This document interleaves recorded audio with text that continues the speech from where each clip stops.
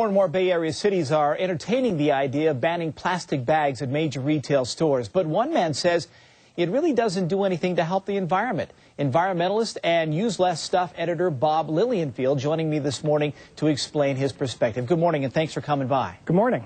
So why is banning plastic bags not a good option in your opinion? Well, I think there's two reasons. The first is a scientific reason. There's a lot of research, and it's peer-reviewed public research that shows that plastic bags actually don't hurt the environment in ways that people think they do. They don't use the resources that people think they do. They don't create the pollution that people think they do.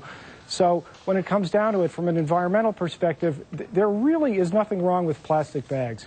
The real issue has to do with all the stuff we put in those bags.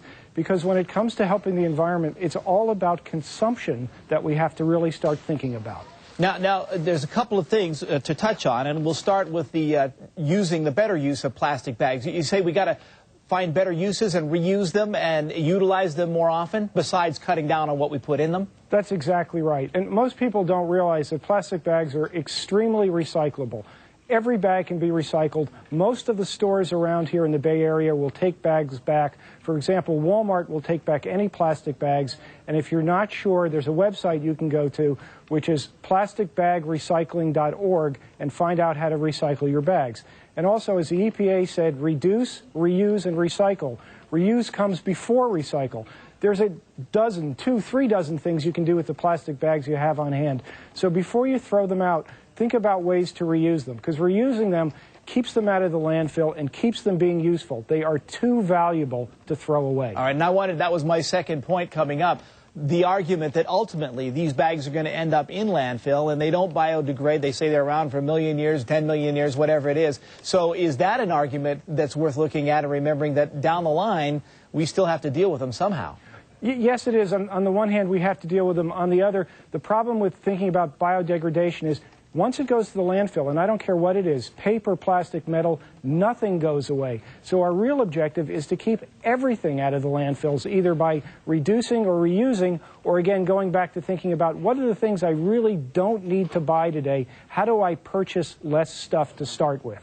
Now, is it a good idea to maybe stop producing more plastic bags if people are saying there's too many of them now?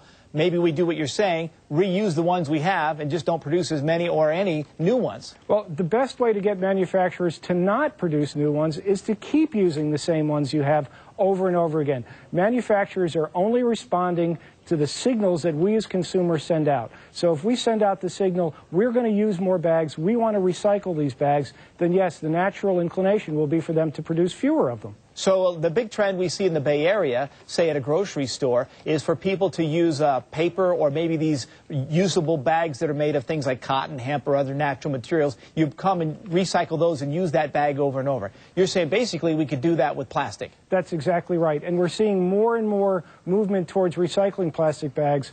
The state of California is saying recycling is the primary thing that ought to be done as opposed to bans. The city of New York is saying the same thing. So one thing that San Francisco has done is to alert the nation about this issue and to get people to start thinking about how they can help and what they need to do to be responsible. All right, very good. Bob Lilienfeld, thank you for joining us this morning. Appreciate your perspective. Thank you. Sure.